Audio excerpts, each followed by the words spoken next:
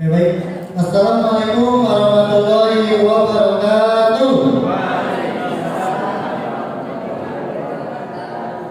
Rabbi sholli sadri wa yassir amri wa hlul milisani yafqahu qawli. Pertama-tama mari kita panjatkan puji serta syukur kehadiran Allah Subhanahu wa taala karena atas rahmat dan hidayahnya alhamdulillah hari ini kita bisa berkumpul dan berjumpa di tempat yang insya Allah penuh dengan barokah ini. Salawat serta salam semoga tercurah limpah kepada Nabi besar Muhammad Sallallahu Alaihi Wasallam. Yang terhormat Bapak Personalia Pak Haji Cecep, yang saya hormati tim penjamin mutu yang diwakili oleh Bu Jumiati dan Pak Budi, dan yang terhormat Bapak Ibu Kepala Sekolah baik dari unit TK, SD dan SMP, dan tak lupa yang saya hormati dan saya banggakan Bapak Ibu guru hebat, guru dari unit TK, SD dan SMP yang mudah-mudahan selalu dalam lindungan Allah Subhanahu wa taala. Amin ya Allah ya rabbal alamin. Oke, pada kesempatan hari ini izinkan saya aku pemandu acara atau moderator di sini untuk memimpin ya, memandu untuk kegiatan best practice yang akan disampaikan oleh rekan kami ya, CGP ya, yang tergabung di calon guru.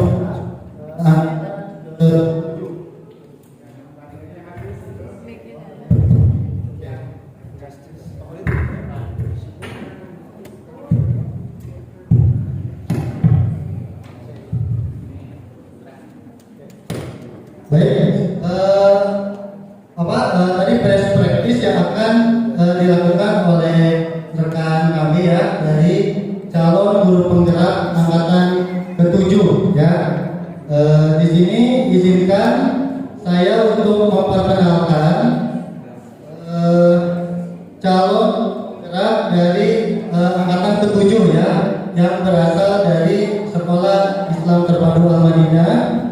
Itu ada, mohon untuk berdiri ya, Bapak Enjang Wijaya. Selanjutnya Bapak Ahmad Saipul. Selanjutnya Ibu Irma Sutiani. Selanjutnya Ibu Anna Herliana.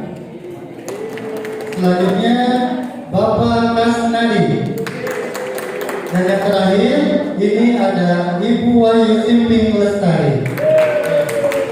Oke, di depan adalah guru-guru hebat ya yang telah terpilih menjadi calon guru penggerak di angkatan ke-7 di Kabupaten Purwakarta, di mana pada kali ini akan membawakan atau mempresentasikan mengenai best practice mengenai penerapan budaya positif ya di lingkungan sekolah, khususnya di lingkungan sekolah SMT Al-Madinah.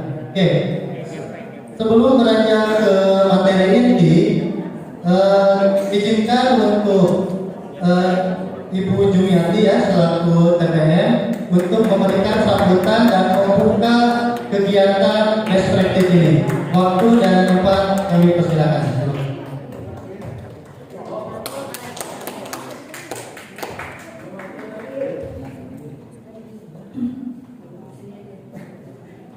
Terima kasih Pak Dede. Bismillahirrahmanirrahim. Assalamualaikum warahmatullahi wabarakatuh. Yang saya hormati perhiasan diwakili oleh Bapak Haji Cecep, yang saya hormati Pak Budi, Bapak Ibu Kepala Sekolah barangkali yang hadir, dan seluruh Bapak Ibu guru yang di depan, Bapak Ibu guru hebat, dan semua insya Allah menjadi hebat nanti ke depannya. Ya, puji syukur kita haturkan kepada kehadiran Allah Subhanahu wa taala yang senantiasa melimpahkan rahmat kepada kita semua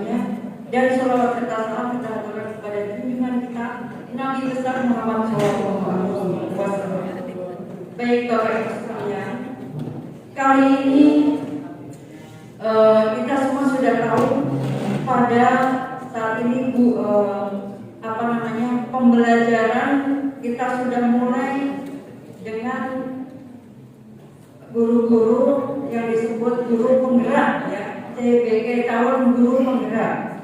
Dan kita semuanya dalam hal ini diartikan kalau selama ini saya amati sebenarnya yang kita lakukan sekarang ini sudah ada dari dulu.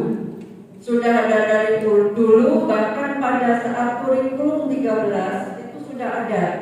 Tapi saat itu pergerakannya masih lambat, gitu ya.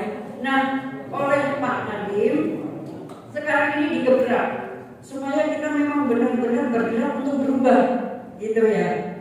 Jadi sekarang saya merasakan dan melihat teman-teman kita ini sangat luar biasa, dan mari kita benar-benar wujudkan. Ini adalah impian yang kalau kita bisa mewujudkan, kita akan nanti hasilnya akan menunjuk nanti, dan Bapak Ibu akan merasa sangat bangga, ya. Karena selama ini sebenarnya sudah, tapi itu tadi yang saya katakan belum pergerakannya belum seberapa. Jadi hasil dari output dari anak-anak kita juga mungkin belum terlalu terlihat. Tapi nanti jika Bapak dan Ibu guru serius lagi, bergerak lebih lagi sesuai dengan arahan-arahan yang sudah diciptakan oleh pemerintah. Dalam hal ini tentu saja Pak Nadiem yang sangat luar biasa ya, untuk selalu mengupgrade ilmu-ilmu untuk para guru di negara kita. Dan Bapak Ibu jangan pernah mengeluh, jangan pernah merasa aduh kok begini, nggak usah, jalani dengan semangat ya, sepenuh hati. Saya yakin tidak akan pernah rugi, dan ilmu itu akan dipakai sampai kapanpun untuk anak-anak sampai dunia akhirat nanti. Insya Allah ya. Dan itu Bapak Ibu, mari kita support bersama, kita semangat bersama. Walaupun saya juga sedikit sekali kalau saya hanya bisa baca-baca, tapi Bapak Ibu guru akan memahami karena akan pelatihan dan terus ya. Ilmu insya Allah selalu bertambah. Dan selamat semuanya, sekaligus kita buka ya Pak ya. Oke, untuk kali ini untuk pelaksanaan pelatihan calon guru penggerak, kita nyatakan kita buka dengan baca basmalah. Bismillahirrahmanirrahim. Terima kasih. Assalamualaikum warahmatullahi wabarakatuh.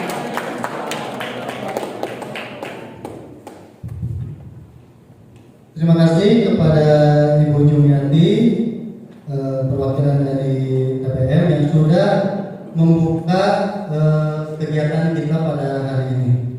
Oke, mungkin langsung saja, tapi sebelumnya saya ada jargon sedikit ya untuk guru penggerak. Guru penggerak belajar, bergerak, berbagi. Oke, kita sama-sama. Iya, guru penggerak. Sekali lagi ya, guru penggerak.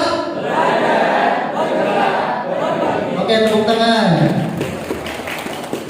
Oke, baik, langsung saja Bapak Ibu semuanya, kita tampilkan untuk pemateri kita yang pertama. Itu ada Ibu Wahyu Simping Lestari yang akan memaparkan mengenai disiplin positif dan nilai-nilai kebajikan. Waktu dan tempat kami persilakan. Ya, terima kasih Pak Dede atas waktunya. Assalamualaikum warahmatullahi wabarakatuh.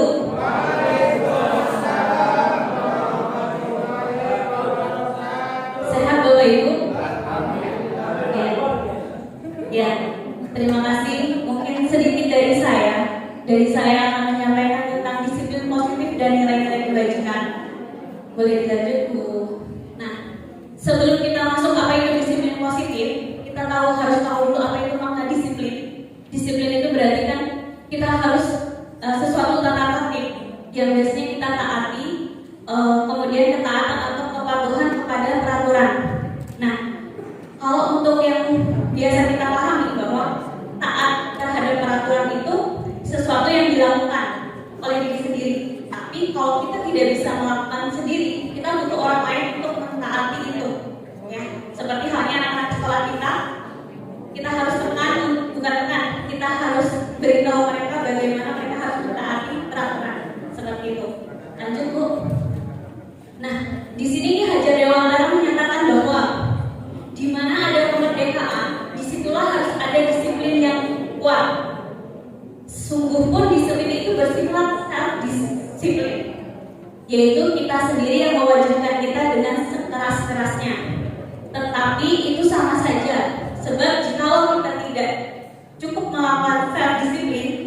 kita membutuhkan wajiblah penguasa lain mendisiplinkan kita. Seperti yang tadi saya bilang, kalau kita tidak bisa mendisiplinkan diri sendiri, orang lain yang akan mendisiplinkan kita, atau kita butuh orang lain untuk mendisiplinkan kita.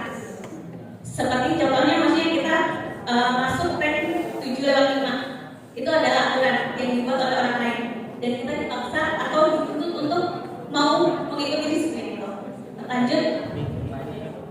Nah, di sini juga Ki Haji Dewantara mengatakan bahwa untuk mencapai kemerdekaan atau dalam konteks pendidikan, untuk menciptakan murid-murid yang merdeka, syaratnya adalah harus disiplin yang kuat. Disiplin di sini adalah disiplin diri yang memiliki motivasi internal. Jadi disiplin itu harus dari diri sendiri, bukan dari orang lain. Tapi balik lagi, kalau namanya disiplin itu tidak bisa dari diri kita, ya harus kita butuh orang lain untuk mendisiplinkan. Nah, yang mana itu disebut disiplin dari faktor eksternal. Lanjut, lanjut. Nah, disiplin diri membuat seseorang menggali potensinya, bagaimana dia mencapai tujuannya, mencapai tujuan yang bermakna tentunya. Nah, disiplin diri juga mempelajari bagaimana cara mengontrol diri, bagaimana menguasai diri untuk memilih tindakan yang mengacu pada nilai-nilai kebajikan atau nilai-nilai yang dapat kita hargai. Seseorang yang memiliki disiplin diri rela, berarti mereka bisa bertanggung jawab atas apa yang mereka lakukan dengan berpatokan pada nilai-nilai kebajikan. Lanjut. Nah, disiplin positif itu sendiri adalah suatu pembelajaran, merupakan pendekatan mendidik anak untuk melakukan kontrol diri dan pembentukan kepercayaan diri. Nah, kita sebagai pendidik itu harus menciptakan anak-anak yang memiliki disiplin diri, yang mana mengacu pada nilai-nilai kebajikan universal. Apa itu nilai-nilai kebajikan universal? Kita lanjut. Nah, nilai-nilai kebajikan adalah sifat-sifat positif manusia yang merupakan tujuan mulia pada setiap individu. Itu ada beberapa dari ilmuwan ya, Dr. William Glasser tentang teori kontrol. Setiap perbuatan memiliki tujuan. Seperti hanya kita bekerja, kita juga punya tujuan. Kita mengajar, kita punya tujuan. Anak-anak belajar juga punya tujuan. Seperti itu. Lanjut. Nah, nilai-nilai kebajikan itu adalah institusi. Nah, yang pertama adalah profil pelajar Pancasila. Coba di next ke yang tadi Bu, sebelumnya. Nah, saya mau tanya nih, Bapak Ibu hafal profil pelajar Pancasila? Belum? Belum. Ada yang mungkin tahu yang pertama apa? Bertakwa dan beriman kepada Tuhan dan berakhlak mulia ya. Yang kedua,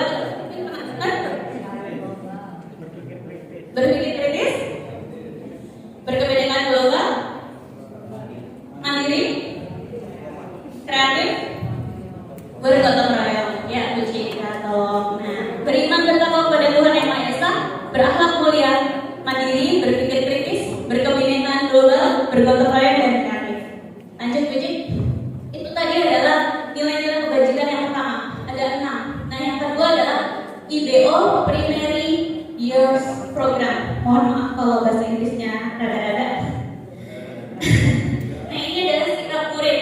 Jadi disiplin positif itu tadi dikatakan harus berpacu kepada nilai-nilai kebajikan.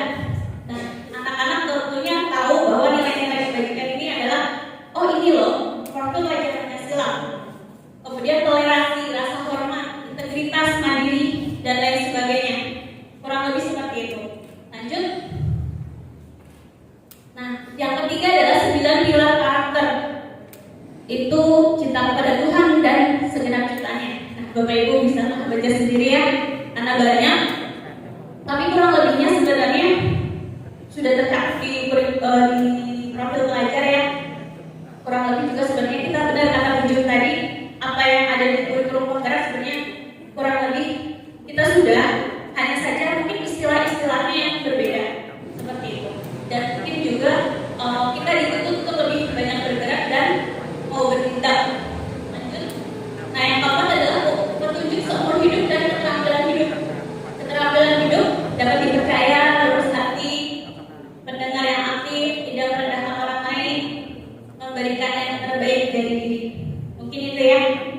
menunjuk diri juga banyak, peduli, penalaran, kerjasama, keberanian, keingintahuan, usaha dan lain sebagainya. Next, the seven essential virtues: empati, suara hati, kontrol diri, rasa hormat, kebaikan, toleransi dan keadilan. Nah, itu yang kelima. Yang terakhir adalah, nah ini banyak proyek nilai-nilai kebajikan. Jadi kalau di situ ada peduli, rajin, integritas, rasa hormat, mencakup semuanya tadi ya. Kurang lebih sama Bapak Ibu. Jadi disiplin positif itu harus kita tanamkan kepada anak-anak. Dimulai dari mereka juga harus tahu nilai-nilai kebajikan itu apa aja. Nah, kita tanamkan kedisiplinan karena kita tidak bisa, kalau kata Ki Hajar Dewantara, kita tidak akan bisa menciptakan pembelajaran yang merdeka jika tidak ada kedisiplinan yang kuat dari dalam diri. Seperti itu. Kurang lebihnya dari saya, mohon maaf. Assalamualaikum warahmatullahi wabarakatuh. Terima kasih kepada Ibu Ayu yang sudah memaparkan mengenai disiplin positif dan nilai-nilai kebajikan. Oke, untuk selanjutnya pemateri yang kedua itu Bapak Ahmad Saiful akan memaparkan materi mengenai motivasi perilaku manusia dan hukuman versus penghargaan. Silakan. Waktu dan tempat kami persilakan. Terima kasih Pak Dedi. Masih semangat Bapak Ibu ya? Ada untuk semangat dulu Bapak Ibu. Karena kita berenam Bapak Ibu ya, hanya kita sekitar aja. Sebenarnya saya agak grogi, nggak pernah sekalipun duduk di sana rasanya tetap aja grogi. Ya nanti Bapak Ibu yang CTP mungkin nanti akan merasakan. Kentang saus dimakan di bungkus kertas. Kentang goreng dimakan di bungkus kertas. Hati saya bimbang di tempat banyak orang cerdas. Jadi saya hanya sharing aja. Jadi yang saya tahu, saya kasih tahu, bukan berarti saya paling tahu ya. Mohon maaf sebelumnya.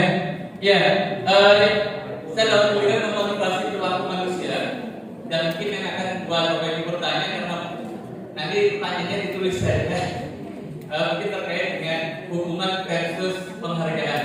Yang mungkin selama kalau kita biasa kasih penghargaan pada sesuatu biasa, di sini dicoba di luar paradigmanya berbeda.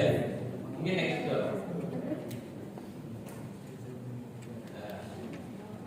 Ya, motivasi perilaku dulu Bapak Ibu. Ya, Bapak Ibu di penggerak ini rujukannya adalah dari Dian dosen mengatakan bahwa ada 3 hal motivasi perilaku motivasi manusia yang mendorong manusia itu mau melakukan sesuatu. Yang pertama adalah karena takut dengan hukuman, yang kedua karena adanya suatu imbalan, dan yang ketiga karena pengen dihargai, pengen eksis dan lain sebagainya. Nah, yang ditekankan oleh dosen itu adalah pada nomor 3. Karena selama ini mungkin kita dirancang untuk memotivasi baik kita sebagai guru di kelas. Hukuman biasanya karena anak menghindari hukuman atau motivasi karena pengen tidak dihukum. Yang kedua karena melakukan sesuatu karena pengen dapat penghargaan, imbalan, ya. Dan yang ketiga karena motivasi dari dalam. Ini poin dari dosen.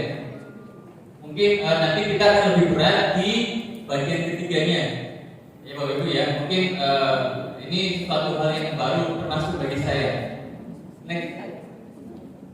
Nah, teori ini untuk menunjang dari budaya positif yang ingin diterapkan di sekolah-sekolah, di mana budaya positif ini adalah menanamkan motivasi yang semestinya hadir dari dalam diri siswa.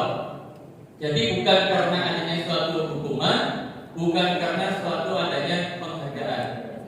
Jadi bagaimana kita sebagai guru bisa membangkitkan motivasi peserta didik dari dalam diri mereka. Nah itu teorinya ya.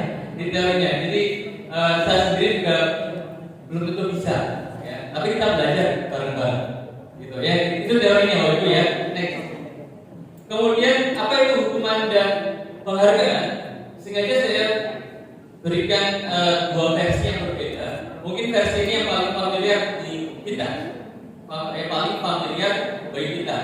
bahwa hukuman itu penderitaan yang diberikan atau ditimbulkan dengan sengaja.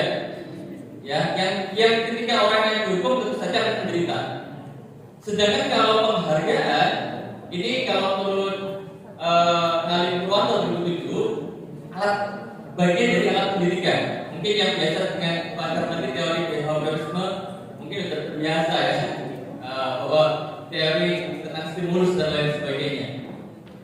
Jadi dengan demikian sini anak akan lebih keras semuanya untuk bekerja berbuat lebih baik berdasarkan karena adanya suatu imbalan. Itu mungkin teori yang sering kita pahami secara bersama.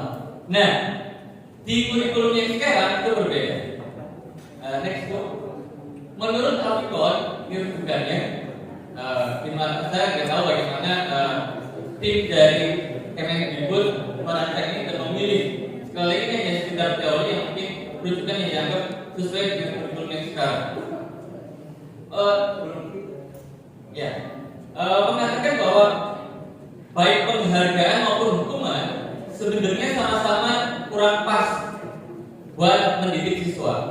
Karena yang mendidik siswa itu sebenarnya ya proses dalam pendidikannya itu sendiri. Jadi dalam teorinya Apikon ini menganggap penghargaan yang terus-menerus itu justru akan membuat anak akan berhenti belajar ketika penghargaan itu berhenti. Gitu. Nah ini mungkin akan berbeda kalau teorinya di TK. Karena kalau TK kalau penghargaan semuanya harus satu semua. Ya, artinya ini yang disebut teori gitu ya. Jangan kita. Karena kalau tanya ya baiknya sebagaimana? Karena anggapannya gini. Ketika satu siswa mendapatkan penghargaan, maka yang lainnya merasa seperti mendapatkan hukuman. Makanya selama ini mungkin kalau di TK, yang lainnya tidak merasa terhukum atau tidak merasa dihargai, maka semuanya dapat penghargaan. Dengan tentu saja yang berbeda-beda ya. Bentuk penghargaan yang berbeda-beda. Seperti itu. Ya. Jadi teorinya Apikon ini sekali lagi teorinya Bapak Ibu ya, saya tidak bermaksud menggurui Bapak Ibu, katakan baik itu hukuman maupun penghargaan sebenarnya sama saja. Kalau itu diterapkan terus-menerus, karena bisa membuat siswa baik secara intrinsik atau dari dalam itu kurang termotivasi, justru karena adanya rangsangan saja. Nah ini kalau pendekatannya konstruktivisme itu akan berbeda. Ini bukan memperdebatkan teori ya. Ya saya nggak enak sama calon dokter sama teman gitu ya. Tapi ini ilmu yang saya dapat dari TKP aja. Lanjut.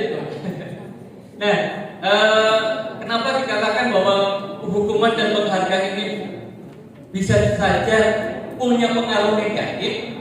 Karena pertama pengaruh jangka pendek dan jangka panjang. Secara jangka pendek mungkin bisa membuat anak termotivasi, tetapi secara jangka panjang bisa berakibat berbeda.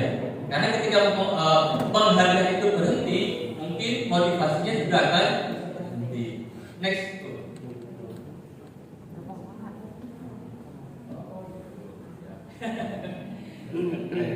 Kemudian penghargaan itu dikatakan tidak efektif. Karena yang paling efektif adalah menghadirkan motivasi dari dalam diri. Next.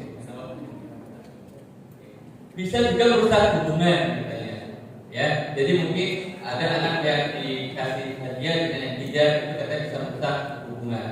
Ini teori ya. Next. Nah, ini dari riset dalam sebuah percobaan, sekelompok anak laki-laki berusia 9 tahun kita melihat gambar-gambar wajah yang ditampilkan di layar. Mereka harus memberitahukan jika wajah-wajah tersebut sama atau berbeda. Gambar-gambar tersebut hampir sama. Beberapa dari mereka diberi penghargaan dalam bentuk uang. Pada saat mereka memberikan jawaban benar, sementara sebagian yang lain tidak. Nah, hasilnya laki-laki dibayar membuat lebih banyak kesalahan. Jadi motivasinya menurun. Tapi ini kan Bapak Ibu hanya salah satu riset ya. Tapi ini juga menjadi wacana buat para kita bahwa penghargaan yang terus-menerus juga akan berakibat tidak baik. Nah, seperti itu. Next. Bisa menurunkan kualitas. Next. Kemudian bisa mematikan kreativitas karena menunggu stimulan atau menunggu rangsangan dari gurunya. Kalau gurunya tidak memberikan suatu stimulus, nah itu itu juga membuat anak pasif. Nah, ini teorinya seperti itu. Next. Kemudian dikatakan bahwa penghargaan hukum karena mereka tidak mendapatkan penghargaan misalnya dalam sistem ranking mereka yang mendapatkan ranking 2 merasa paling hukum, ya. Jadi tanpa saya akan ranking 1 dan lain sebagainya. Seperti itu. Jadi ini suatu paradigma yang mungkin sangat baru ya kalau kita belajar tentang dasar-dasar teori pendekatan pendidikan tadi dari behaviorisme ke konstruktivisme mesti agak puyeng ya kalau itu ya. Next tuh. Nah, kemudian yang baik adalah motivasi dari dalam diri sendiri. Nah, yang dikembangkan dalam kurikulum yang sekarang adalah bagaimana kita sebagai guru membangun paradigma anak dan dari pembelajaran yang kita lakukan, bagaimana bisa membangun untuk mendorong siswa kreatif dari dalam diri, termotivasi dari dalam diri sendiri, melalui kesadaran, melalui pengetahuan dan sebagainya. Jadi seperti itu, bukan karena rangsangan dari luar, karena rangsangan dari luar itu akan sifatnya pendek. Teorinya seperti itu. Ya, next. Oke. Dalam hukuman ini sebenarnya juga kalau di sekolah ada yang namanya konsekuensi ya. Ada juga restitusi yang akan disampaikan oleh pemateri terakhir. Intinya kita harus memahami bahwa ketika kita melakukan suatu hukuman ini bisa punya sesuatu yang menyakitkan. Kalau konsekuensi adalah sesuatu yang terjadi, konsekuensi itu biasanya sesuatu yang disepakati. Kalau di kelas dia ada kesepakatan kelas atau peraturan kelas dan sebagainya ya.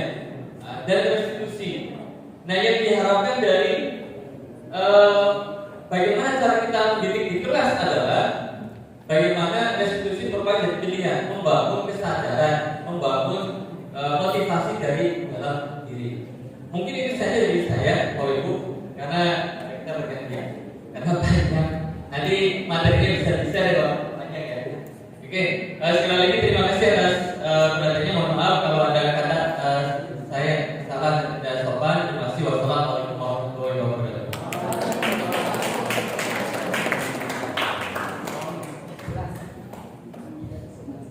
Terima kasih Bapak Man Saiful yang telah memaparkan materi kedua. Oke, kita lanjut langsung ke Ibu Hana Heliana akan memaparkan materi mengenai 5 kebutuhan dasar manusia. Waktu dan tempat kami persilakan.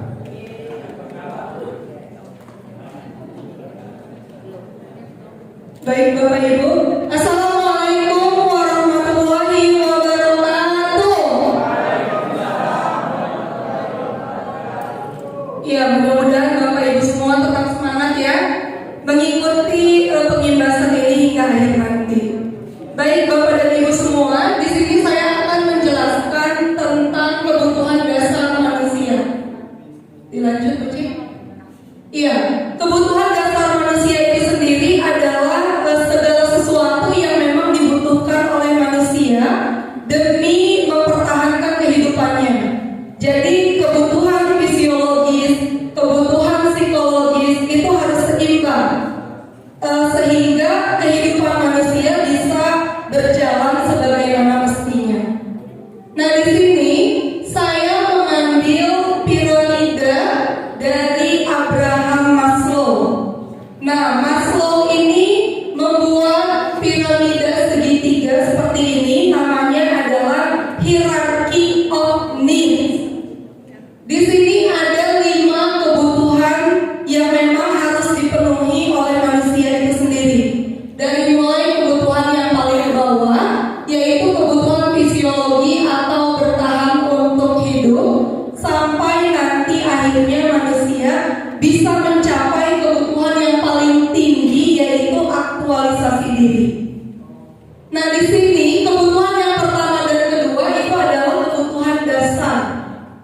Kemudian kebutuhan yang ketiga dan keempat itu kebutuhan psikologi.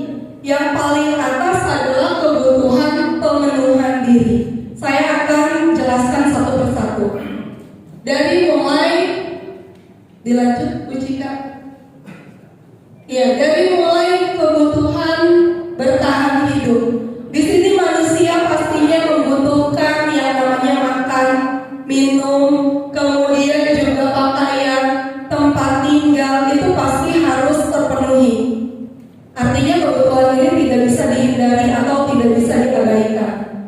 Selain tiga kebutuhan ini, manusia juga membutuhkan rasa aman. Dari mana rasa amannya?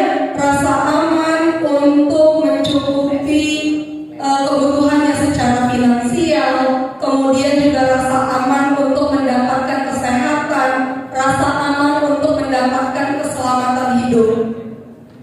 Karena manusia itu sendiri ketika dia beranjak dewasa, manusia pastinya akan berusaha untuk mencari pekerjaan.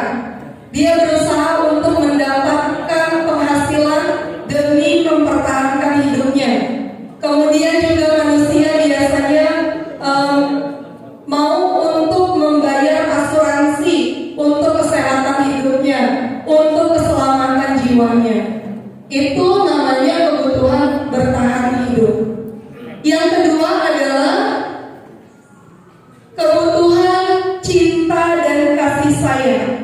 Ini juga kebutuhan yang sangat diperlukan oleh manusia. Biasanya kebutuhan cinta dan kasih sayang ini adalah mendapatkan ataupun memberikan kasih sayang kepada orang lain. Kemudian kebutuhan untuk diterima di suatu kelompok. Biasanya yang bisa memenuhi kebutuhan cinta dan kasih sayang ini adalah orang-orang yang ada di dekat kita, seperti keluarga, kemudian teman, lalu komunitas kita. Bapak Ibu mungkin di sini mengikuti komunitas, paling tidak kalau guru mapel biasanya ada MGMP. Nah, ketika kita ikut MGMP, kita butuh diterima, kita butuh diakui dalam komunitas itu. Yang ketiga adalah kebutuhan akan kebebasan. Jadi manusia itu tidak boleh dikekang. Artinya manusia itu membutuhkan kebebasan untuk bisa menambah keterampilannya, untuk bisa menjadi kompeten. Kalau manusia terbatas, segala sesuatunya dilarang, maka sulit untuk mengembangkan diri. Makanya manusia itu membutuhkan kebebasan untuk bisa terus mengembangkan potensi yang ada di dalam dirinya. Kita sangat bersyukur bekerja di Al-Madinah sebagai guru. Saya merasakan diberikan kebebasan untuk bisa mengembangkan diri, menambah ilmu baik di lingkungan sekolah maupun mencari ilmu itu keluar sekolah. Iya, boleh tepuk tangan untuk Al-Madinah. Selanjutnya adalah kebutuhan yang keempat. Di sini ada contohnya. Kebutuhan yang keempat adalah kebutuhan akan rasa senang. Manusia itu membutuhkan kesenangan. Kalau kita melihat anak kecil itu kadang-kadang suka lari-larian, kemudian suka bercanda, suka bermain. Itu memang karena anak tersebut ingin memenuhi kebutuhan akan rasa senangnya. Kita aja yang sudah dewasa, walaupun mungkin di keseharian kita mengajar, kita serius, kemudian bekerja juga dengan keseriusan, tapi kita juga butuh kesenangan. Ketika di jam istirahat, kita butuh dialog dengan teman, kita butuh bercanda dengan teman. Bahkan ketika pandemi kemarin, anak-anak sekolah hanya sampai zuhur. Itu ketika pagi sampai zuhur mungkin guru-gurunya serius mengajar, tapi ketika siswanya keluar, guru-gurunya pasti bercanda dengan teman-teman yang lain. Ada yang buat video TikTok, ada yang buat reels gitu ya. Itu karena memang manusia itu butuh rasa senang, mencari hiburan, sehingga nanti kehidupannya bisa berjalan dengan seimbang. Terakhir adalah aktualisasi diri. Nah, ini kebutuhan yang paling tinggi tingkatannya. Ketika manusia sudah bisa memenuhi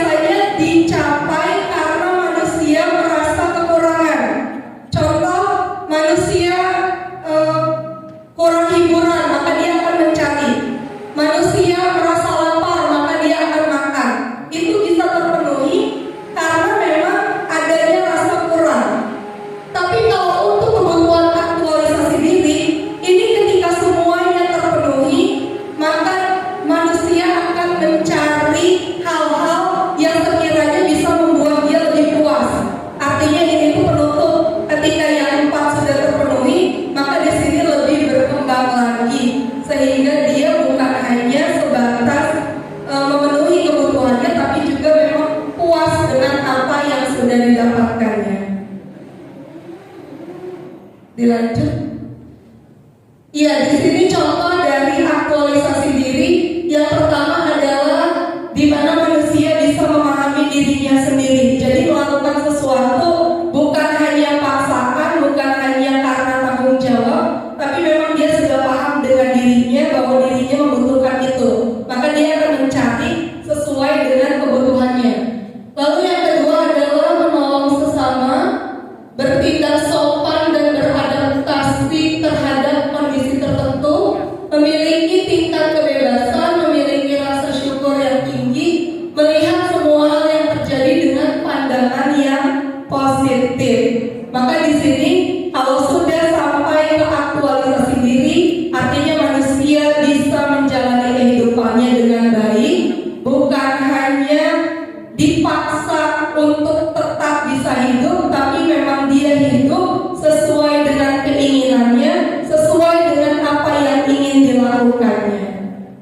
Ya, mungkin itu saja yang bisa saya sampaikan. Kurang lebihnya mohon maaf. Wassalamualaikum warahmatullahi wabarakatuh.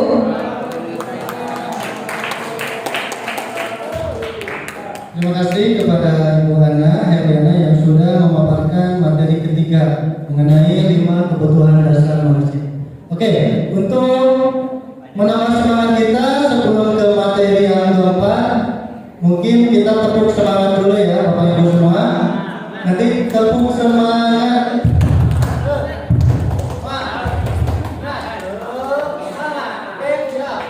Tepuk semangat.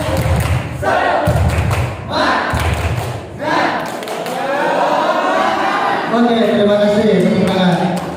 Oke, kita lanjut ke materi yang keempat. Itu akan disampaikan oleh Bapak Kasnadi mengenai 5 posisi kontrol. Oke, waktu dan tempat kami persilakan.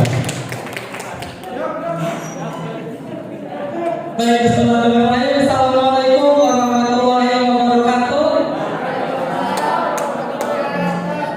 Aduh Bapak Ibu, saya grogi sekali ini.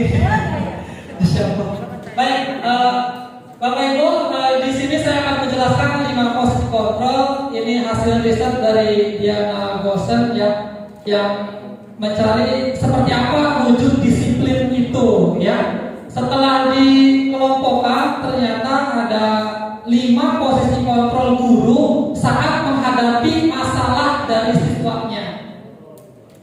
Oke, yang pertama itu ada posisi penghukum, kemudian pembuat rasa bersalah, kemudian ada yang menjadi teman, ada yang menjadi pemantau, dan ada yang menjadi manajer.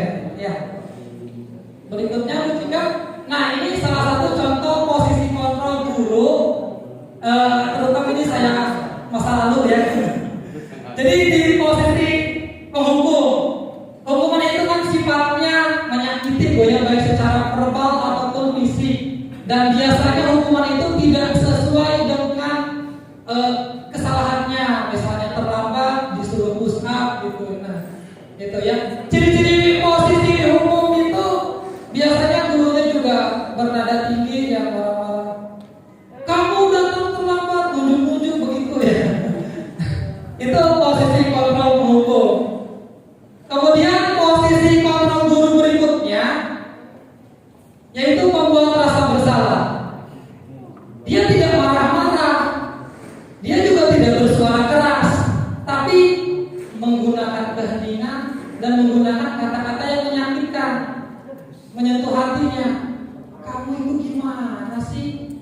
Udah berkali-kali loh Bapak peringatkan. Ini terlambat lagi. Kamu tuh nanti gak kasihan seperti apa ya, gimana sih? Nah itu kayak gitu, membuat anak tuh jadi rasa, aduh iya ya Pak, maafkan saya jadi bersalah gitu ya. Ini posisi kontrol guru yang kedua. Posisi kontrol yang ketiga, ada guru yang menjadi teman. Nah ini sudah mulai beralih dari yang negatif ke yang lebih baik ya. Mungkin saat guru mendapati seorang anak yang terlambat, datang, cuk datang. Gurunya bilang, bro, mana aja baru datang ini. Waduh, kamu terlambat lagi.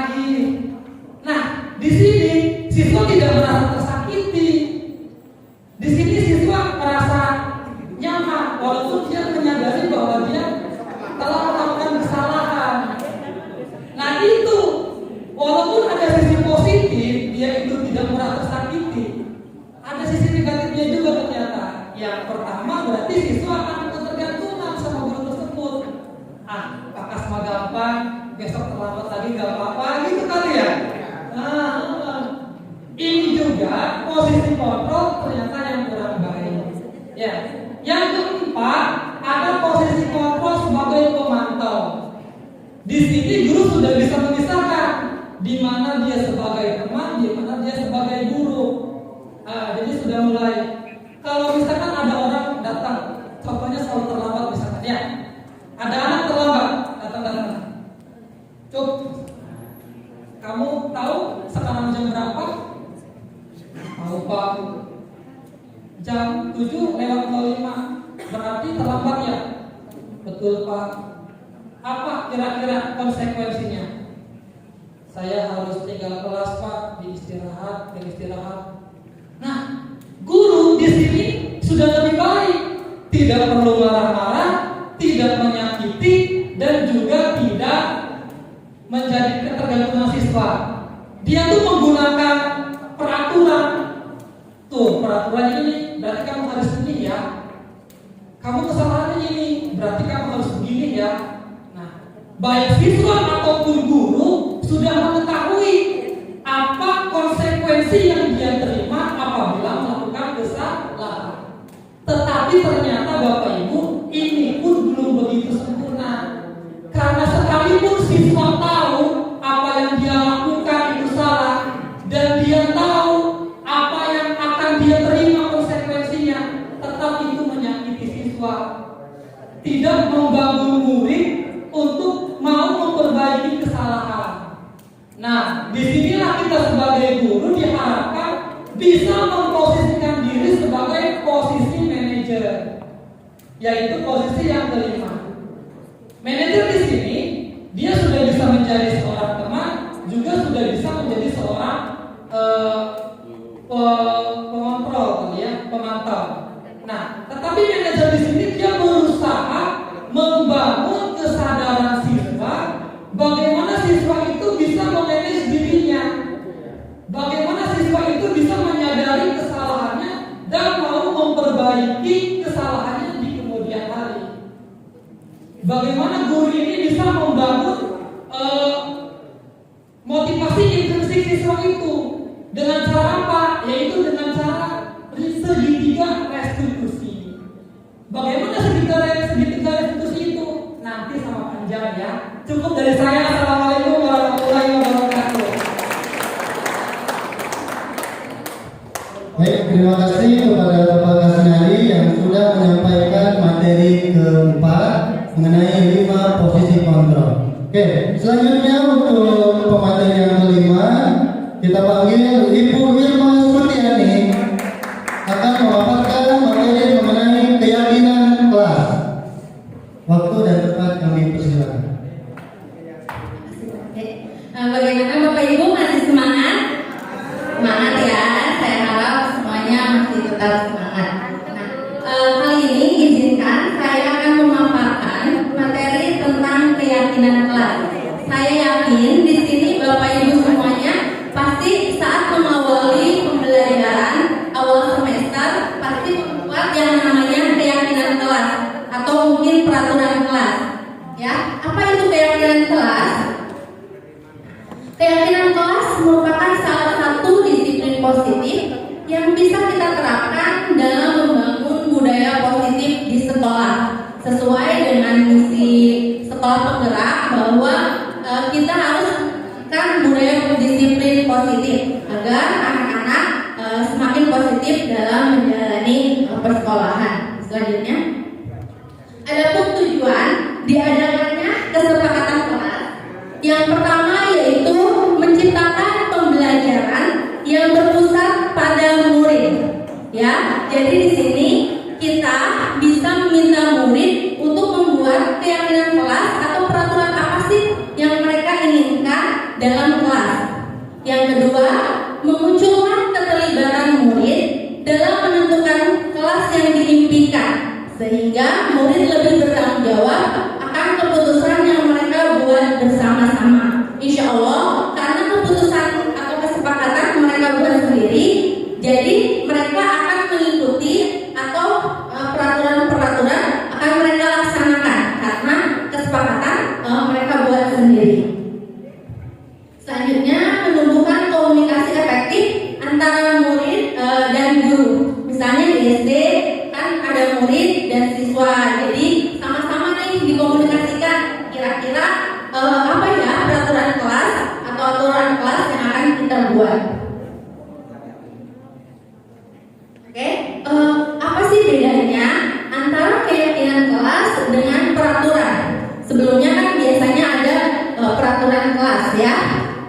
keyakinan kelas dalam guru penggerak ini, seseorang yang memiliki keyakinan akan bersemangat menjalankan keyakinan, sedangkan peraturan hanya motivasi eksternal saja, ya. Jadi motivasi hanya dari luar saja. Sedangkan kalau keyakinan, karena mereka yang membuat aturan, insya Allah mereka akan mematuhi aturan yang sudah dibuat. Kalau ukurnya, murid lebih bertanggung jawab, timbulnya pembelajaran yang menyenangkan. Yang ketiga, timbulnya hubungan yang harmonis antara guru dengan murid. Nah, dalam menentukan keyakinan kelas, kita melibatkan yang namanya kebajikan universal. Yang tadi sudah dijelaskan oleh Bu Ayu. Ada beberapa ya. Di sini saya ambil beberapa nilai. Ada keadilan, hormat dan santun, kreativitas, keberanian dan lain-lain. Nah, nanti kita akan praktikkan nih bagaimana cara membuat kesepakatan kelas. Yang pertama, kita melakukan sosialisasi terlebih dahulu mengenai konsep keyakinan kelas kepada siswa. Setelah melakukan sosialisasi, kedua kita mempersilahkan peserta didik untuk menuliskan, mencurahkan peraturan apa atau keyakinan kelas apa yang mereka inginkan, yang perlu disepakati bersama-sama. Yang ketiga, tinjau kembali daftar curah pendapat yang sudah dicatat. Jadi kita bisa mengajak murid-murid untuk menentukan nilai-nilai kebijakan atau keyakinan yang dituju dari peraturan tersebut. Yang keempat, sebelumnya dalam membuat keyakinan kelas, kita bisa menggunakan kata-kata kalimat positif. Jadi tidak ada lagi kalimat tidak boleh terlambat masuk kelas, gitu ya. Kita bisa ubah menjadi hadir ke kelas tepat waktu. Ya, di sini ada. Ya, yang keempat, murid menandatangani nilai-nilai keyakinan yang sudah disepakati. Ya, untuk membuat keyakinan kelas sebaiknya itu cukup 3 sampai 7 keyakinan saja. Jangan terlalu banyak. Yang penting anak-anak melaksanakan dengan baik. Yang terakhir, keyakinan kelas bisa ditempel di depan kelas ya, untuk sebagai pengingat kepada peserta didik. Nah, ada salah satu contoh kalimat dalam keyakinan kelas. Misalnya kita mengambil nilai kebajikan hormat. Kita bisa menggunakan kalimat saling menghormati, menghargai, mengasihi sesama teman. Tanggung jawab dengan kalimat bertanggung jawab mengerjakan tugas piket. Kan biasanya kita bikinnya siswa baik wajib piket, gitu ya. Kita bisa ubah kalimatnya menjadi kalimat yang positif dengan bertanggung jawab mengerjakan tugas piket. Nah, kita sama-sama ya Bapak Ibu mempraktikkan bagaimana sih cara membuat keyakinan kelas. Di sini saya sudah menyiapkan kertas. Oke. Nah, Bapak Ibu, ceritanya misalnya di depan kelas nih, kita mengajak anak-anak untuk membuat keyakinan kelas. Kira-kira apa sih keyakinan kelas yang ingin kita tanamkan untuk anak-anak? Pembelajaran apa sih yang anak-anak inginkan, ya? Nah, kita bisa membagikan kertas kepada anak-anak dan kita bisa meminta anak-anak untuk menuliskan pembelajaran yang seperti apa yang mereka inginkan. Oke, boleh Bapak Ibu, mohon maaf ya, jadi menulis nih. Bisa menggunakan kata-kata yang positif ya. Sampel aja.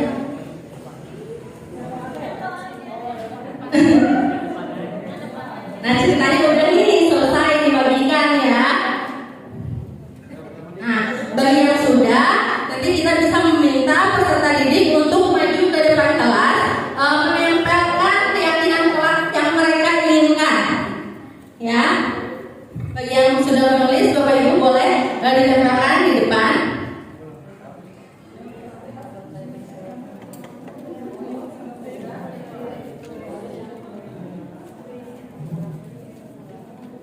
Misalnya kan kalau di kelas itu anak-anak gimana nih caranya biar nggak keluar kelas semaunya gitu ya, atau boleh nggak nih makan atau minum di dalam kelas. Nah, kita kesepakati nih bareng-bareng bersama anak-anak. Jadi bukan kita yang mengatur anak-anak, tapi kita berdiskusi dengan anak-anak ya.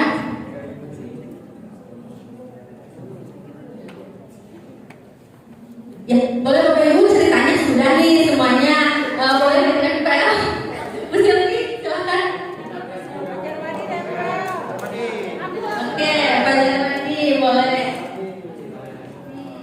Boleh ditempel di mana aja. Jadi gak ngatep ya. Coba lihat bacaan. Oke, ada saling menghargai dan membantu sama teman, mengikuti pembelajaran tepat waktu, tiap habis menerangkan materi. Setelah habis menerangkan materi harus ada games. Nah, ceritanya udah banyak nih. Nah, nanti kalau semua siswa sudah maju ke depan, menuliskan keinginan pembelajaran apa yang mereka harapkan, kita klarifikasikan. Jadi mana yang termasuk misalnya ke dalam tanggung jawab, bisa kita kelompokkan ya. Misalnya tanggung jawab dalam piket, dalam mengerjakan tugas, tepat waktu. Kita bisa satu-satukan per nilai-nilai universalnya, ya seperti itu. Nanti setelah selesai kita tinjau ulang lagi, kita sepakati lagi. Setelah menjadi 3 atau 7 keyakinan kelas, kita sama-sama dengan anak-anak semuanya menandatangani itu sebagai bukti bahwa guru dan siswa sama-sama sepakat tentang keyakinan kelas yang sudah dibuat.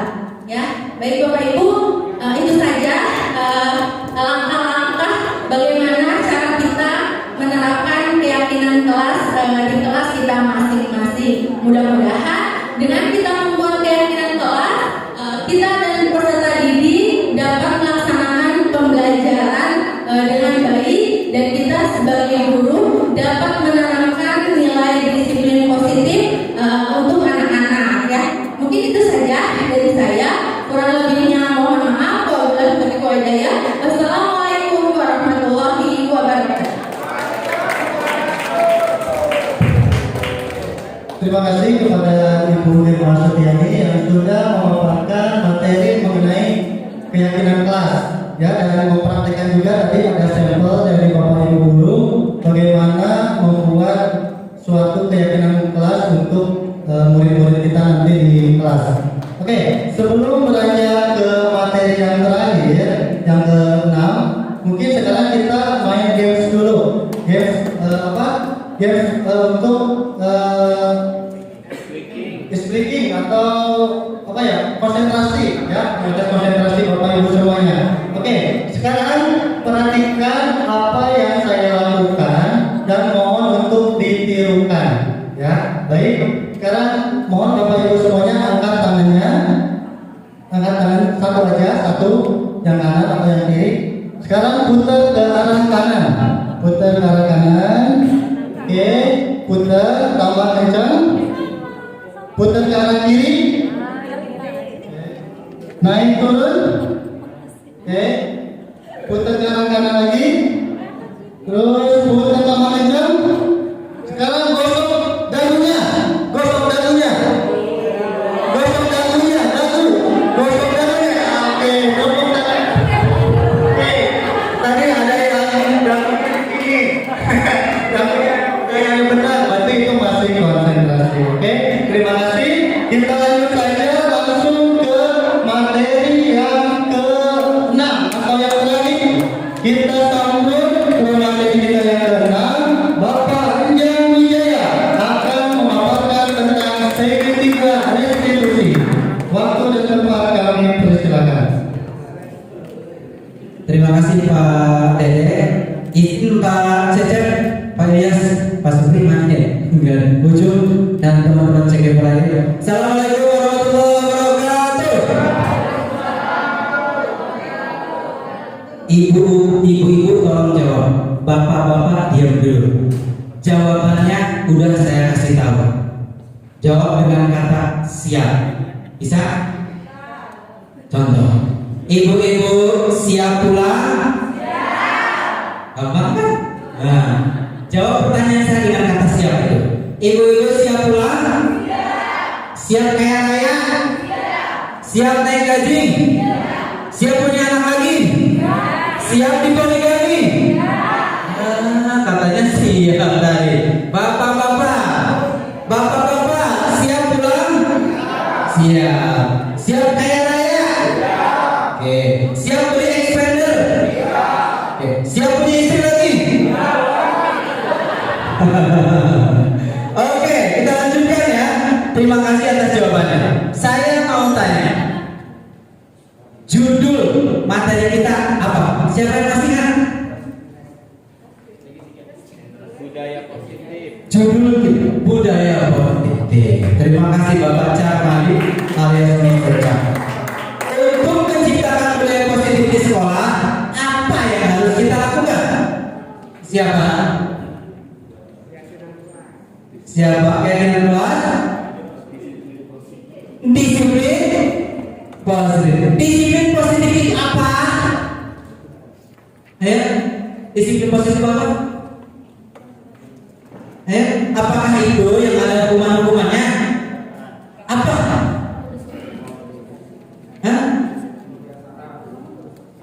Disiplin positif adalah motivasi yang tumbuh dari dalam.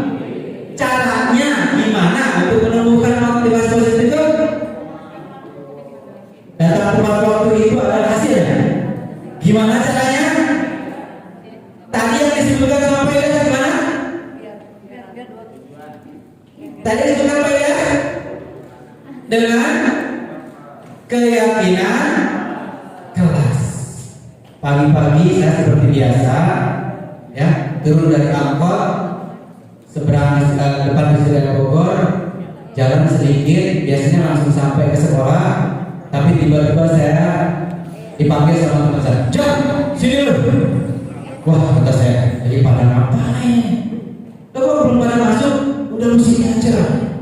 Hampir setengah teman saya, teman sekelas di kelas 3 ada di situ. Mayoritas cowok, cewek sekitar 3-4. Di sana ternyata sudah ada teman saya yang bawa mobil hijau lumayan mewah pada zaman itu, ya. Mau kemana? Tadi yang disampaikan oleh Bu Ana, mau mencari atau memenuhi kebutuhan dasar atau kebutuhan pokok manusia. Apa? Ternyata, iya, kesenangan. Saya dibawa kemana? Ke puncak. Karena mobil cuma satu, maka dibuatlah skenario. Apa? Pinjam mobil salah satu teman lagi. Caranya gimana? Katanya kita mau kerja kelompok. Jadi katanya kata-kata kerja kelompok itu sering dijadikan dalih sejak zaman Majapahit dulu untuk kita bolos. Besoknya apa yang terjadi? Dikumpulkan di lapangan basket, ngapain kita? Hukuman. Hukumannya apa? Keliling lapangan sebanyak 20 kali. Apa posisi kontrol guru di situ? Sebagai penghukum. Apakah penghukum atau penghukum itu disarankan di materi ini? Tidak. Apa yang harus kita lakukan? Dengan apa? Oke, Bu. Ini dia segitiga restitusi. Namanya segitiga berarti langkahnya ada berapa? Yang pertama apa? Menstabilkan identitas. Yang kedua validasi tindakan yang salah. Kemudian menanyakan keyakinan. Tapi apa itu segitiga restitusi? Adalah suatu proses dialog yang dijalankan oleh guru atau orang tua akan dapat menghasilkan murid yang mandiri dan bertanggung. Kata kuncinya yang saya merahkan apa? Satu, dialog. Kalau dialog itu guru ngomong, apa murid ngomong? Dua-duanya. Ya. Kemudian dilakukan oleh guru atau berarti orang tua juga harus tahu, ya, gitu. Agar anak-anak memiliki kemandirian dan rasa tanggung jawab. pengabdian berhubungan dengan kemerdekaan. Menurut keyakinan kelas, dengan memiliki itu maka anak-anak menjadi anak yang mandiri, yang merdeka. Bagaimana caranya? Kita lihat next book. Ya. Menstabilkan identitas itu apa sih? Lanjut Bu. Bertujuan untuk mengubah identitas anak dari orang yang gagal menjadi sukses. Gagalnya dalam hal apa? Gagalnya dalam hal apa? Tadi perilaku manusia didorong oleh apa? Kebutuhan dasar. Dia sedang gagal dalam memenuhi kebutuhan dasar. Begitu. Balik lagi ke situ. Ya, kemudian lanjut. Validasi tindakan yang salah. Validasi itu artinya apa? Udah validasi nih. Udah. Ya. Kita ingin apa? Kita lihat mendalami alasan tujuan maksud melakukan tindakan pelanggaran itu. Ini ada apa sih? Ya. Lanjut. Terakhir menanyakan keyakinan. Apa itu? Mengumpulkan tindakan anak dengan nilai yang dia percaya ke keyakinan kelas atau keyakinan keluarga. Makanya tadi ada namanya keyakinan kelas. Ya. Oke, lanjut Bu. Menstabilkan identitas. Cara ngomongnya gimana sih? Ini contohnya. Ya, berbuat salah itu wajar sebenarnya, gitu ya. Lanjut. Tidak ada manusia yang sempurna, Bapak paham. Lanjut. Siapapun bisa melakukan kesalahan seperti itu, nah. Lanjut. Ya, kita bisa menyelesaikan ini, tenang aja. Lanjut. Saya tidak tertarik mencari siapa yang salah, tapi mari kita mencari solusinya. Lanjut. Ya, apakah kamu senang menjadi diri sendiri saat ini? Kenapa kok ditanyakan menjadi diri sendiri? Tadi keyakinan kelas. Lanjut Bu. Ngomongnya gimana? Validasi tindakan yang salah itu. Ini contohnya, ya. Oke, kamu pasti punya alasan kenapa melakukan itu. Kok kamu kenapa tadi maki-maki teman kamu? Kamu pasti punya alasan. Coba Pak, jangan pengen denger. Ya, lanjut. Kamu patut bangga karena sudah menjadi sesuatu yang penting buat saya ini Pak. Di makna marah-marah karena dia ngata-ngatain ibu saya, misal bapak saya. Ya, panjang bangga karena sudah sesuatu yang penting. Kamu boleh pertahankan sikap itu, kamu harus menerapkan sikap yang baru. Kamu bangga dengan keluarga kamu, tapi kamu ingat bagaimana cara mengatasinya. Sikap yang baik bagaimana? Ya, lanjut.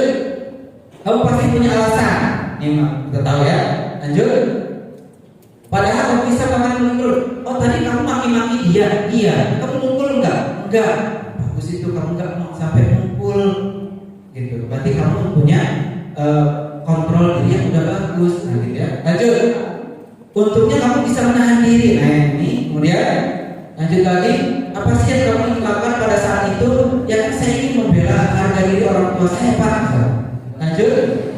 Wajar kamu melakukan itu harga diri keluarga memang sesuatu yang penting ya. Oke, terakhir menanyakan keyakinan. Nah, ini berhubungan dengan keyakinan kelas kita, begitu ya. Contohnya, apa yang kita percaya sebagai kelas.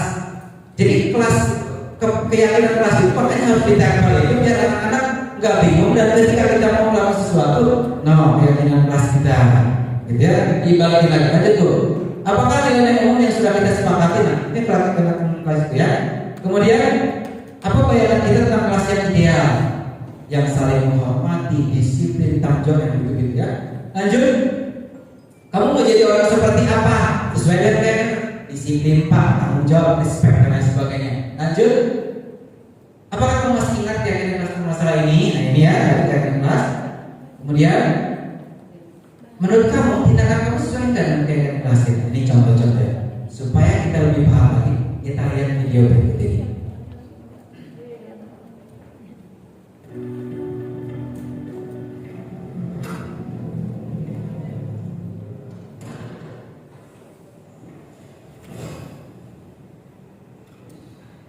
Siang Sarah.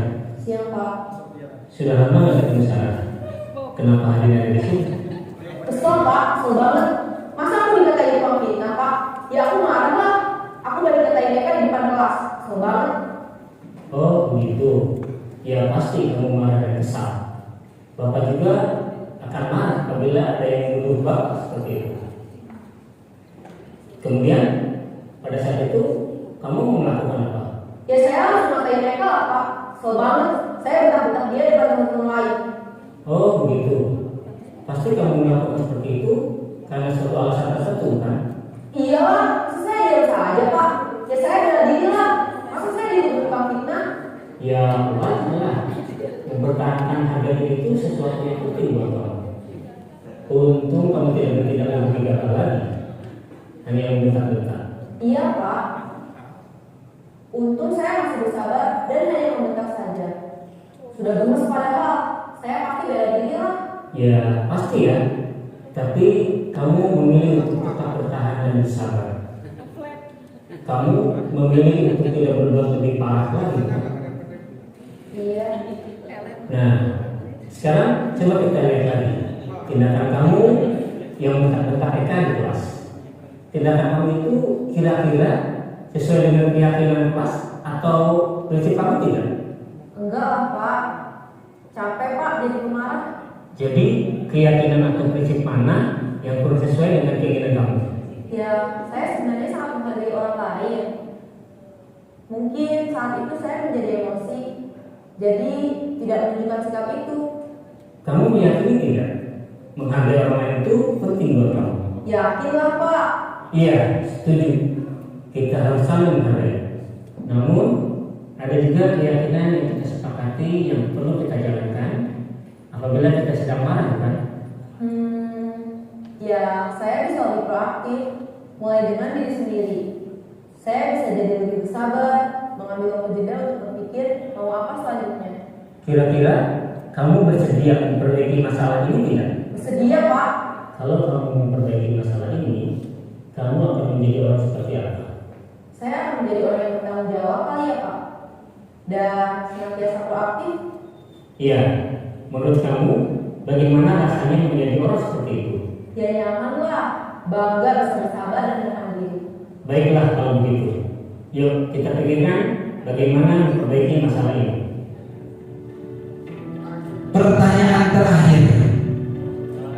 Ketiga restitusi digunakan untuk apa? Segitiga restitusi digunakan untuk apa? Atau ketika ada apa? Ketika ada berupa pelak. Ya, itu bedanya. Assalamualaikum warahmatullahi wabarakatuh.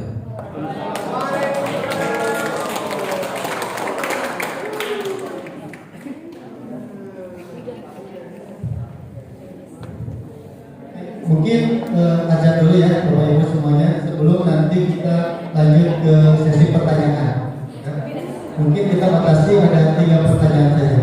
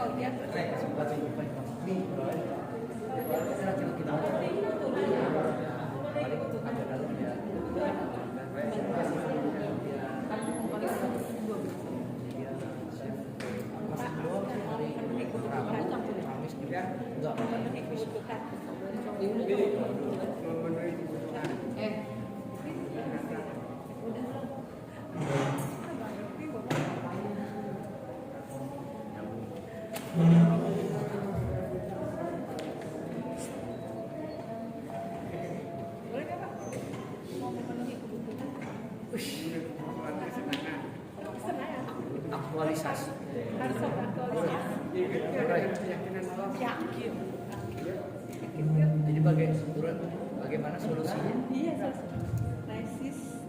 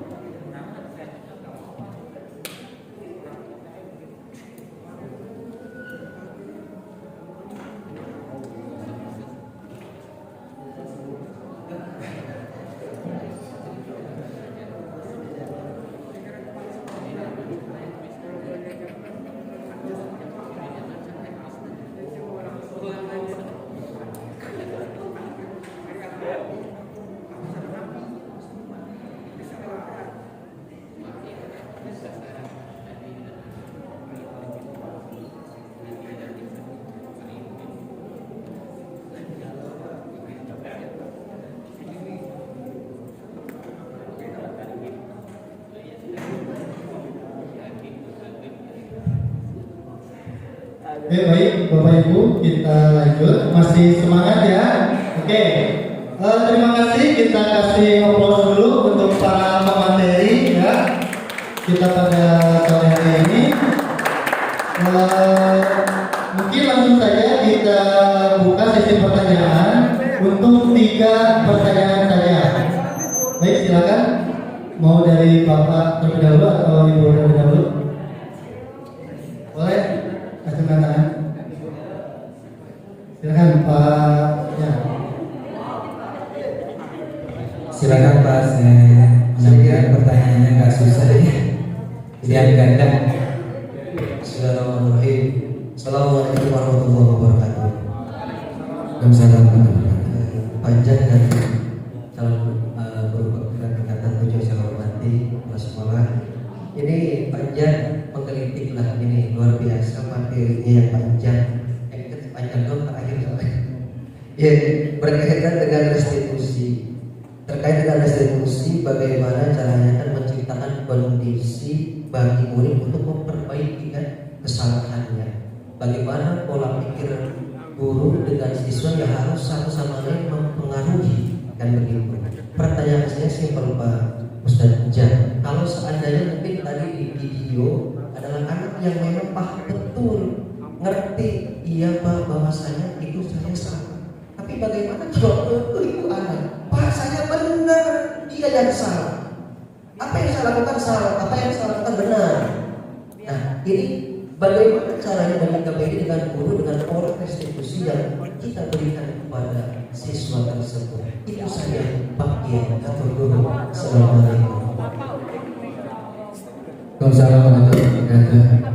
Pertanyaannya luar biasa ya. Ini Mau langsung dijawab atau tanggung dulu? jauh dulu aja ya, takut lupa. Baik, mungkin pertanyaan dari Pak Sofian mungkin akan langsung dijawab oleh Bapak Jan. Ya, mungkin nanti teman-teman yang lain akan ini ya, karena kan ini sebenarnya kita semua mendapat materinya. Gitu. Ini pertanyaan pernah ditanyakan sama fasilitator Pak, ya, sama fasilitator. Bukan saya sih yang nanya, gitu ya. Ini kan yang tadi contoh ini kan cuma satu orang, ya. Artinya dia kan berkonflik dengan orang lain kan. Nah, ini hanya satu pihak. Kalau nanti kita ada anak berkonflik dengan anak yang lain, maka satu-satu kita ajak bicara. Kemudian dua-duanya kita ajak bicara, begitu ya. Dan intinya adalah, jadi sebelum ini benar-benar kita laksanakan, yang paling penting itu adalah kita tadi buat dulu keyakinan kelasnya, ya. Ingat keyakinan kelas ini berarti kita mau ngapain dan sebagainya. Sekarang saya di kelas selalu nanya ke wali kelas apa keyakinan kelasnya masing-masing. Kenapa? Karena setiap kali saya mengajar, saya saya tekankan itu keyakinan kelas mereka. Contoh di kelasnya Bu Hani, di kelasnya Bu Hani itu keyakinan kelasnya adalah Dita dan Sophie menghormati dan menghargai kebersihan. Biar gampang, disiplin, tanggung jawab, sopan, peduli, menghormati, menghargai. Harus seperti itu. Di awal kamu udah begitu atau belum? Kamu yakin nggak dengan seperti ini? Gitu. Jadi dan keyakinan ini kenapa harus begitu? Karena harus ada evaluasi setiap minggu, sebulan dan sebagainya. Anak-anak ini benar-benar udah paham belum? Udah menghayati belum? Ya keyakinan kelasnya. Insya Allah tadi yang ditanyakan Pak Asep akan lambat tahun ya anak-anak mau iya. Ini kan yang diyakini bersama di kelas. Saya harus disiplin, saling menghormati dan lain sebagainya. Begitu ya. Jadi insya Allah ya Pak Kiai ya itu akan kalau keyakinan kelasnya itu sudah betul-betul kita pahami bersama-sama, kita guru semua anak-anak itu akan lebih mudah lagi mencari solusi. Mungkin teman-teman yang ada yang menambahkan Pak Ibu, Pak Kasnadi, Bu Irma, Bu Ana, Bu cukup. Lanjut Pak. Terima kasih atas pertanyaannya dan jawabannya Pak Jan. Oke, mungkin lanjut ke pertanyaan kedua dari ibu-ibunya mungkin. Ya, kelihatannya udah cukup puas Pak. Anda puas, kami lemas Pak. Ya. Baik, mungkin kalau sudah cukup karena sudah jam pulang juga, mungkin kita langsung tutup saja ya, panjang. Kita kasih aplaus sekali lagi untuk pengantin kita pada sore hari ini. Oke, baik, saya rangkum untuk kegiatan hari ini.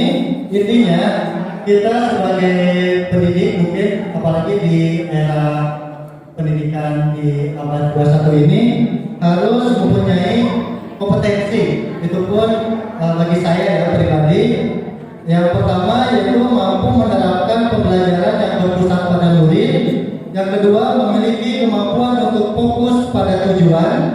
Yang ketiga memiliki kompetensi untuk bisa menggerakkan orang lain dan kelompok. Selanjutnya memiliki daya juang atau resiliensi yang tinggi.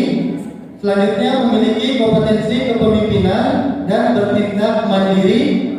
Lalu kompetensi memiliki kemampuan untuk belajar hal baru, terbuka pada umpan balik dan terus memperbaiki diri. Lalu selanjutnya memiliki kemampuan berkomunikasi dengan efektif dan memiliki pengalaman mengembangkan orang lain. Lalu yang terakhir memiliki kedewasaan emosi dan berperilaku sesuai kode etik. Mungkin adalah kompetensi yang harus kita miliki di pembelajaran abad 21 ini. Oke, mungkin itu saja ya Bapak Ibu semuanya. Terima kasih atas kehadiran Bapak Ibu semuanya. Semoga apa yang telah diberikan atau dipaparkan oleh pemateri kita bisa bermanfaat dan bisa kita kembangkan di sekolah kita masing-masing kepada murid-murid kita di sekolah. Oke, dan saya harapkan juga selamat kepada calon CGP angkatan 8 ya, baik dari unit SD dan TK ya, yang belum. Semoga sekolah kita dengan semakin banyaknya CGP dan guru bisa menambah kualitas serta karakter siswa kita lebih kuat dengan karakter profil pelajar banyak. Oke.